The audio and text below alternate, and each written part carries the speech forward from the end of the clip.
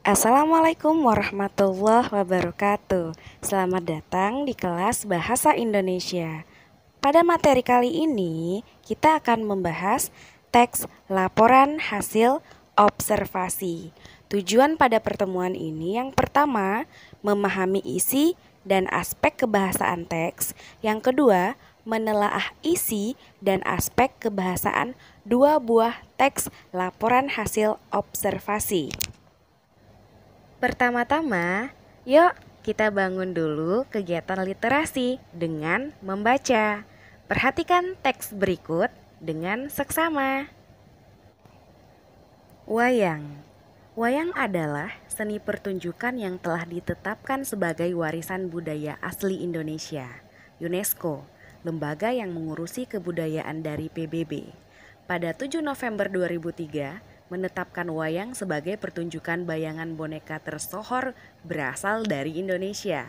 Wayang merupakan warisan mahakarya dunia yang tidak ternilai dalam seni bertutur atau Masterpiece of Oral and Intangible Heritage of Humanity. Para wali songo, penyebar agama Islam di Jawa, sudah membagi wayang menjadi tiga. Wayang kulit di timur, wayang wong atau wayang orang di Jawa Tengah, dan wayang golek atau wayang boneka di Jawa Barat. Penjenisan tersebut disesuaikan dengan penggunaan bahan wayang. Wayang kulit dibuat dari kulit hewan ternak, misalnya kulit kerbau, sapi, atau kambing. Wayang wong berarti wayang yang ditampilkan atau diperankan oleh orang. Wayang golek adalah wayang yang menggunakan boneka kayu sebagai pemeran tokoh. Selanjutnya, untuk mempertahankan budaya wayang agar tetap dicintai, seniman mengembangkan wayang dengan bahan-bahan lain, antara lain wayang suket dan wayang motekar. Wayang kulit dilihat dari umur dan gaya pertunjukannya pun dibagi lagi menjadi bermacam jenis. Jenis yang paling terkenal karena diperkirakan memiliki umur paling tua adalah wayang purwa.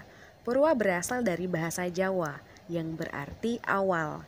Wayang ini terbuat dari kulit kerbau yang ditatah dan diberi warna sesuai kaidah pulasan wayang pendalangan, serta diberi tangkai dari bahan tanduk kerbau bule yang diolah sedemikian rupa dengan nama cempurit yang terdiri atas tuding dan gapit. Wayang wong atau bahasa Jawa yang berarti orang adalah salah satu pertunjukan wayang yang diperankan langsung oleh orang. Wayang orang yang dikenal di suku Banjar adalah wayang gung, sedangkan yang dikenal di suku Jawa adalah wayang topeng. Wayang topeng dimainkan oleh orang yang menggunakan topeng. Wayang tersebut dimainkan dengan iringan gamelan dan tari-tarian.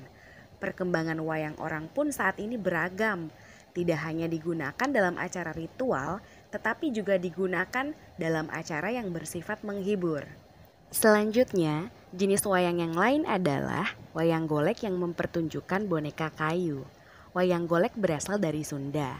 Selain wayang golek Sunda, wayang yang terbuat dari kayu adalah wayang menak atau sering juga disebut wayang golek menak karena cirinya mirip dengan wayang golek. Wayang tersebut kali pertama dikenalkan di Kudus. Selain golek, wayang yang berbahan dasar kayu adalah wayang klitik. Wayang klitik berbeda dengan golek. Wayang tersebut berbentuk pipi seperti wayang kulit. Akan tetapi, cerita yang diangkat adalah cerita Panji dan Darmawulan. Wayang lain yang terbuat dari kayu adalah wayang papak atau cepak, wayang timplong, wayang potehi, wayang golek tekno, dan wayang ajen. Perkembangan terbaru dari dunia pewayangan menghasilkan kreasi berupa wayang suket. Jenis wayang ini disebut suket karena wayang yang digunakan terbuat dari rumput yang dibentuk menyerupai wayang kulit. Wayang suket merupakan tiruan dari berbagai figur wayang kulit yang terbuat dari rumput atau bahasa Jawa suket.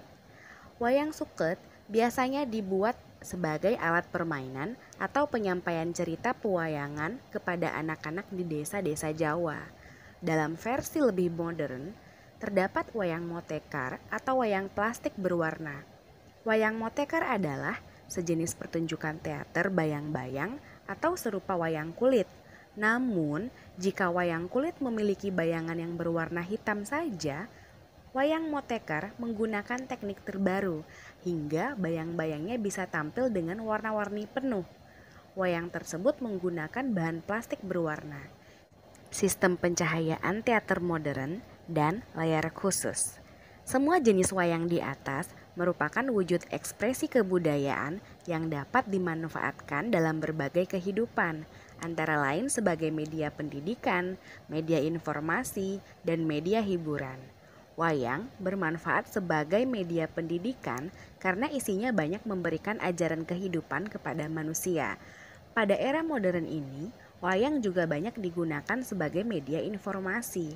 Ini antara lain dapat kita lihat pada pagelaran wayang yang disisipi informasi tentang program pembangunan seperti keluarga berencana atau KB, pemilihan umum, dan sebagainya. Yang terakhir, meski semakin jarang, wayang masih tetap menjadi media hiburan.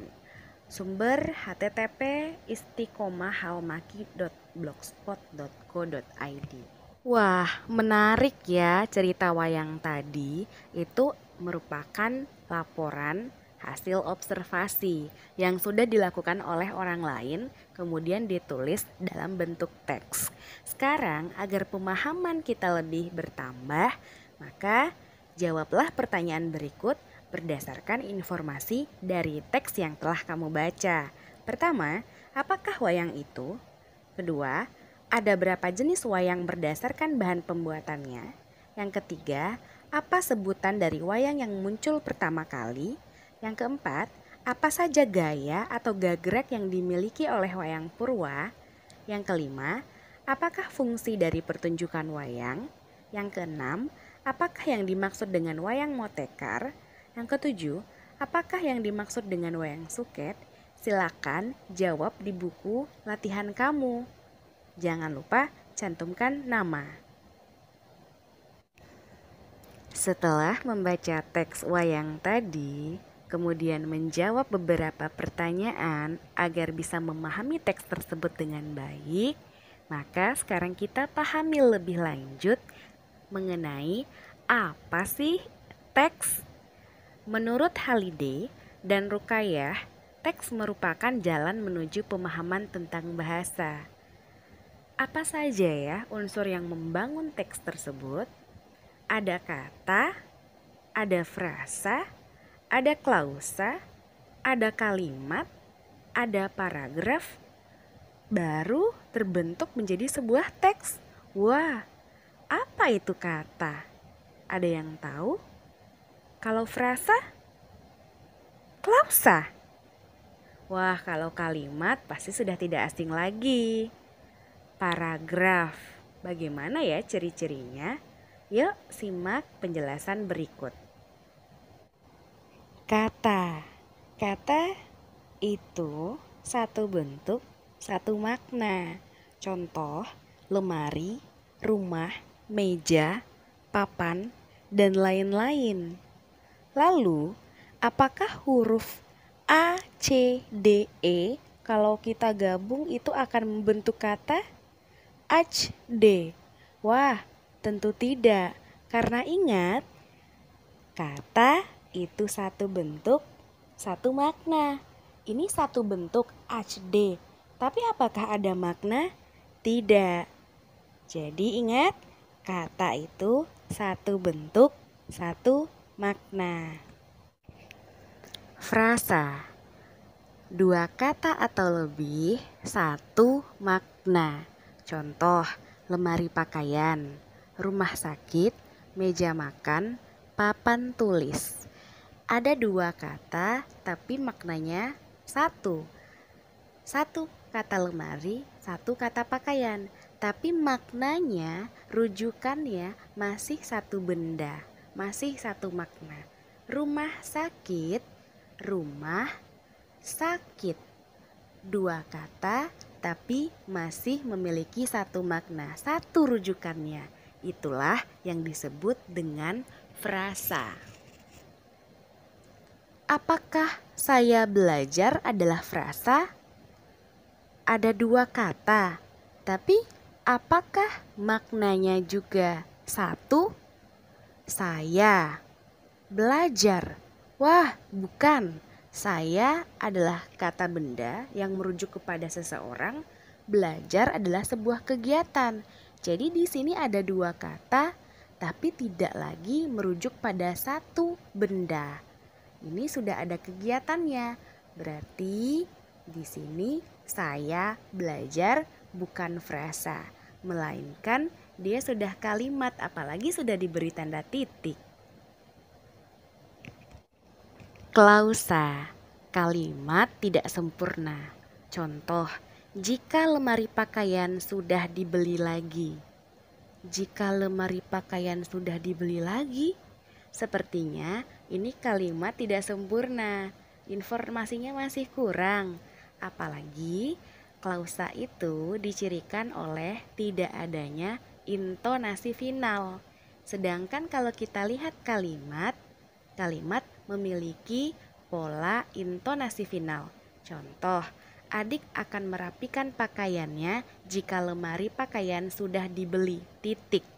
Tapi persamaan kedua antara klausa dan kalimat sama-sama sudah memiliki predikat. Mana itu predikat? Yaitu biasanya merujuk pada kata kerja. Sudah dibeli, akan merapikan. Nah, itu adalah ciri-ciri klausa. Dia punya predikat tapi tidak punya intonasi final. Kalau kalimat, dia memiliki predikat dan punya intonasi final. Apakah saya belajar, titik koma, adik bermain titik adalah klausa? Ya, bukan klausa. Ini sudah kalimat. Lalu klausa yang mana? Klausa jika hanya ada kata saya belajar tanpa intonasi final, tanpa titik. Jadi saya belajar tanpa ada intonasi final atau titik, itu tergolong klausa dalam kalimat ini. Jadi ada dua klausa, saya belajar, adik bermain. Kalau digabung dan diberikan intonasi final di akhir, yaitu titik, akan menjadi kalimat.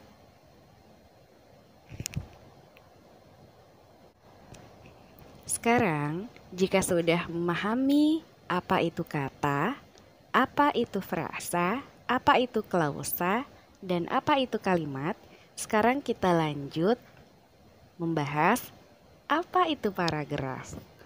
Paragraf merupakan gabungan satu kalimat utama dan beberapa kalimat pendukung. Pertama-tama, mari kita pahami apa yang dimaksud dengan kalimat utama. Mana dari sebuah paragraf yang merupakan kalimat utama. Ciri yang pertama, ide pokok terletak di awal paragraf atau akhir paragraf. Jadi yang punya ide pokok itu adalah kalimat utama. Bagaimana ciri-cirinya? Pertama, ide bersifat umum. Yang kedua, biasanya dapat berdiri sendiri tanpa kata penghubung, antar atau intra kalimat. Yang ketiga, di akhir paragraf tidak boleh menggunakan kata rujukan seperti itu, ini, tersebut, dan nya. Sekarang coba perhatikan paragraf yang ada di layar sebelah kiri. Semua jenis wayang di atas merupakan wujud ekspresi kebudayaan yang dapat dimanfaatkan dalam berbagai kehidupan, antara lain sebagai media pendidikan, media informasi, dan media hiburan. Kalau dari ciri yang pertama, dia bersifat umum tidak? Sepertinya iya, dia bersifat umum. Dari kalimat ini ada ide yang diingkari bahwa wayang dimanfaatkan dalam berbagai kehidupan. Oke, dia memenuhi ciri umum yang pertama. Yang kedua, dapat berdiri sendiri tanpa kata penghubung antar atau intra kalimat. Nah, apakah dalam kalimat ini ada kata penghubung intra kalimat? Apa saja kata penghubung intra kalimat akan kita bahas pada pertemuan berikutnya. Apa saja kata penghubung antar kalimat? akan kita bahas pada pertemuan berikutnya. Lalu, mari kita lihat kalimat terakhir, karena seperti yang kita pahami tadi, kalimat utama ide pokoknya itu terletak di awal atau akhir. Kalimat terakhir, yang terakhir, meski semakin jarang, wayang masih tetap menjadi media hiburan. Kalau kita lihat kalimat pertama dan kalimat terakhir ini, mana yang lebih bersifat umum? Ya, kalimat pertama. Karena seperti yang sudah kita lihat, di pertama itu dimanfaatkan dalam berbagai kehidupan. Salah satunya tadi yang sudah disebutkan sebagai media hiburan. Jadi kalimat terakhir ini jelas dia sebagai pendukung dari kalimat pertama. Oleh karena itu, ide pokok terletak di awal paragraf. Selanjutnya, jika paragraf terdiri atas satu kalimat utama dan beberapa kalimat pendukung, dan kita sudah menetapkan bahwa kalimat pertama merupakan kalimat utama, maka yang lainnya tentu merupakan kalimat pendukung. Nah, dalam kalimat pendukung itu terdapat ide pendukung. Dia lebih menjelaskan lagi, dia lebih menegaskan lagi, dia mendukung apa yang ada dalam kalimat utama atau ide pokoknya itu sendiri. Bagaimana ciri-cirinya? Yang pertama, ide dalam kalimat pendukung itu bersifat khusus. Yang kedua, berkaitan dengan kalimat sebelumnya secara ide dan penggunaan kata penghubung antar atau intra kalimat. Jadi dia menggunakan kata penghubung baik antar kalimat ataupun intra kalimat. Yang ketiga, kalau dia di akhir paragraf, biasanya itu menggunakan kata rujukan. Langsung saja perhatikan paragraf di layar sebelah kiri.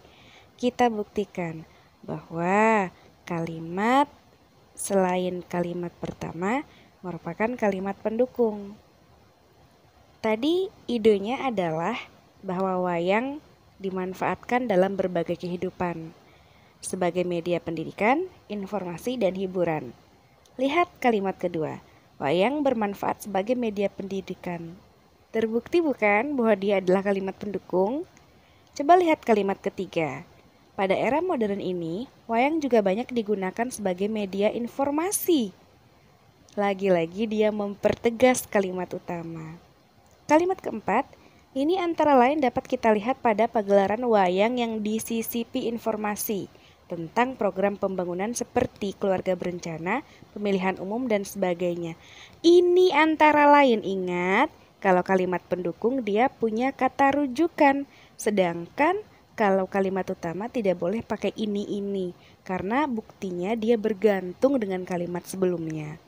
Dan yang kalimat terakhir, meski semakin jarang, wayang masih tetap menjadi media hiburan. Lagi-lagi dia menegaskan kembali bahwa memang wayang dimanfaatkan dalam berbagai kehidupan. Jadi ide pokok paragraf ini adalah wayang dimanfaatkan dalam berbagai kehidupan. Terakhir, untuk memahami lebih lanjut mengenai ide pokok dari sebuah paragraf, sekarang coba kamu bandingkan isi teks berikut berdasarkan ide pokok masing-masingnya. Jadi tulis ide pokok paragraf pertama itu apa, dan ide pokok paragraf kedua pada layar ini apa. Silakan tulis di buku catatanmu. Selamat belajar. Semoga ilmu ini bermanfaat di masa depan. Wassalamualaikum warahmatullahi wabarakatuh.